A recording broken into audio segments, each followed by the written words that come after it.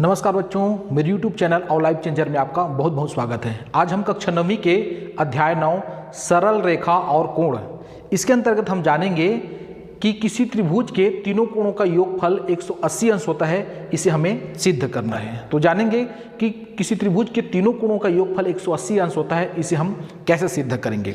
ठीक है, तो प्रमेय दिया रहेगा, सिद्ध कीजिए कि त्रिभुज के तीनों कोणों का योगफल 180 अंश होता है। इसको हम कैसे सिद्ध करेंगे, तो इसके लिए हमें लिखना पड़ेगा उपपत्ति। उपपत्ति मान लीजिए यहाँ पर एक हम चित्र बनाते हैं। मान लो कोई त्रिभुज यहाँ पर दिया हुआ है जिसका हम नाम ले लेते हैं ABC।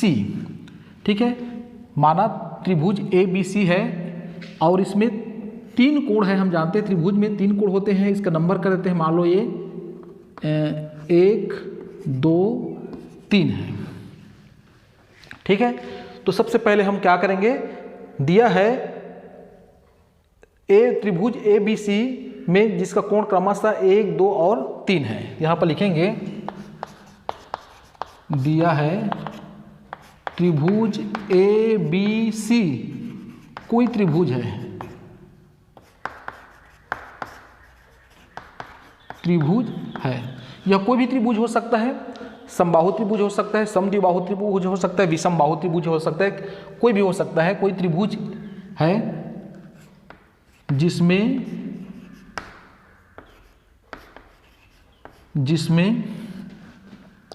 कोण 1, कोण 2 और कोण 3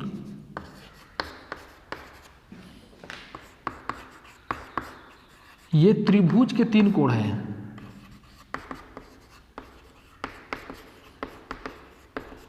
ठीक है, अब हमें सिद्ध क्या करना है, सिद्ध करना है हमें, सिद्ध क्या करना है, सिद्ध हमें यह करना है कि त्रिभुज के तीनों अंतःकोणों का योगफल 180 अंश होता है। यह हमें सिद्ध करना है। अर्थात क्या सिद्ध करना है, कोण 1 धन कोण 2 धन कोण 3 बराबर होगा 180 अंश। ये हमें सिद्ध करना है। ठीक है, तो इतना लिखना पड़ेगा। सबसे पहले क्या दिया है, चित्र में देखते हैं। दिया है त्रिभुज ABC कोई त्रिभुज है जिसमें कोण 1 2 व 3, त्रिभुज के 3 कोण है और हमें सिद्ध करना है कि तीनों कोणों का योगफल 180 अंश होता है। अर्थात कोण 1 धन कोण 2 धन कोण 3 बराबर 180 अंश। तो हमें सिद्ध करने के लिए इसमें कुछ रचना करना पड़ेगा। ठीक है, तो रचना क्या है, देखिए यहाँ लिखेंगे रचना। रचना हमने क्या किया है, त्रिभुज ABC में भुजा BC के समांतर, भुजा BC के समांतर हमने एक रेखा खींचना है।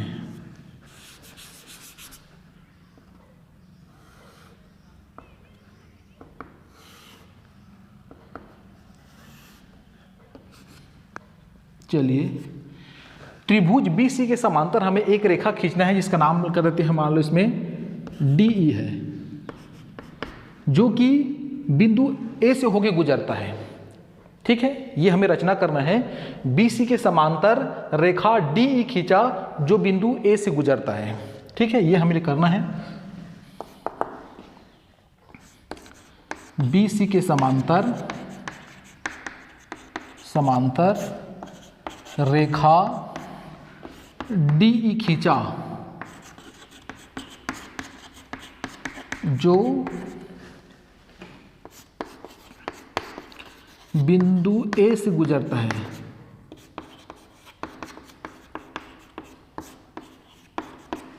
देखिए, ये हमने रचना कर दिया। तो क्या होता है, देखिए BC के समांतर DE है और आप पूर्व कक्षा इससे पहले वीडियो में आप देख चुके हैं कि दो समांतर रेखाओं को यदि एक तिर्यक छेदी रेखा काटे, इस प्रकार का आप देखे हैं। ये अगर वो वीडियो अगर आप नहीं देखे हैं तो मैं अपने डिस्क्रिप्शन में दे दूंगा कि दो समांतर रेखाओं को तिर्यक छेदी रेखा काटे तो कौन कौन से कोण बनता है और उसमें आपस में क्या संबंध होता है, वहाँ से आप देख सकते हैं। तो देखिए, दो समांतर रेखा है, उस पर इस प्रकार से एक तिर्यक छेदी रेखा काट रहा है। इसको मान लें हम तिर्यक छेदी रेखा मानते हैं, इसको तिर्यक छेदी रेखा काट रहा है। तो यहाँ पर देखिए, ये कोण और ये कोण, ये दोनों को कहा जाता है अंतः एकांतर कोण।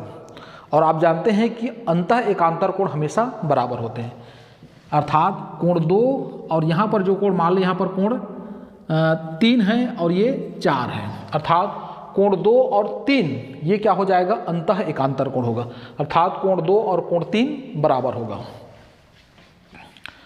अतः कोण 2 बराबर कोण 3 होगा। क्यों होगा, अंतः एकांतर कोण से।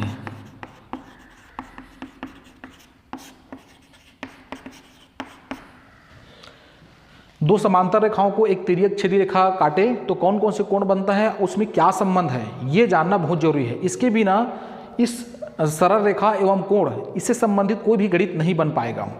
तो बिल्कुल ये वीडियो जरूर देखिए। जब समांतर रेखाओं को एक तिर्यक छेदी रेखा काटे तो कौन कौन से कोण बनता है, इसमें एक संगत कोण बनता है, अंतः एकांतर कोण बनता है, क्रमागत कोण बनता है, शीर्षाभिमुख कोण बनता है। तो ये सभी कोण को आपको समझना है और साथ ही साथ उसके बीच में क्या संबंध है ये भी जानना जरूरी है। ठीक है, तो अंतः एकांतर कोण है कोण 2 और कोण 3। तो कोण 2 और 3 हमेशा क्या होंगे, बराबर होंगे, क्योंकि ये अंतः एकांतर कोण है। इसी प्रकार से देखते हैं, इसी प्रकार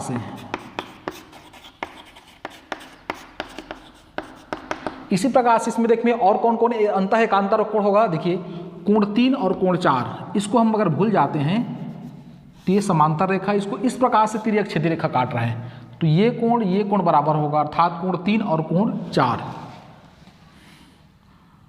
कोण 3 सॉरी क्या है, सॉरी ये 4 है, ये 4 है और ये 5 है, सॉरी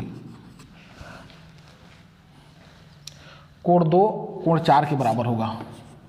ठीक, और कोण 3 कोण 5 के बराबर होगा। ये भी है अंतः एकांतर कोण से, अंतः एकांतर कोण से। ठीक है, तो क्लियर हो गया। कोण 2 कोण 4 के बराबर होगा, कोण 3 कोण 5 के बराबर। क्यों बराबर होगा, क्योंकि ये अंतः एकांतर कोण है। ठीक, अब देखिए पुनः इस पर हम आ जाते हैं।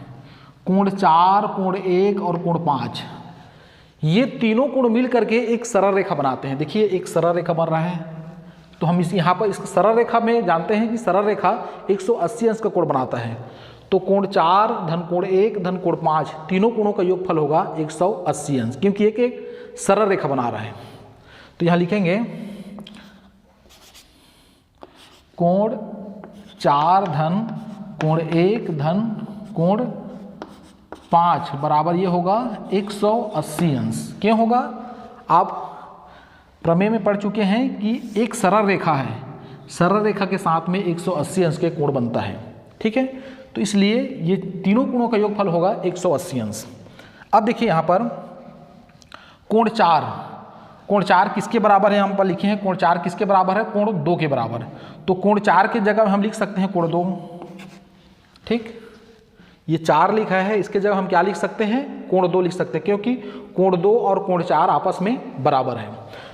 प्लस कोण 1 है तो कोण 1 ही लिख लेते हैं, प्लस कोण 5 और कोण 3 देखिए दोनों बराबर है, एकांतर कोण है इसलिए बराबर होंगे। यहाँ पर लिखा हूँ कोण 3 और कोण 5 बराबर है, तो कोण 5 की जगह में हम लिख सकते हैं कोण 3 बराबर है, बराबर 180 है तो 180 अंश। इसको क्रम से लिख देते हैं, कोण 1 धन कोण 2 धन कोण 3 बराबर 180 अंश। यही हमें क्या करना था, सिद्ध करना था। ठीक, तो ये जो प्रश्न है परीक्षा की दृष्टि से बहुत ही महत्वपूर्ण है। पूछा जाता है कि सिद्ध कीजिए कि किसी त्रिभुज के तीनों कोणों अंतः कोणों का योगफल 180 अंश होता है।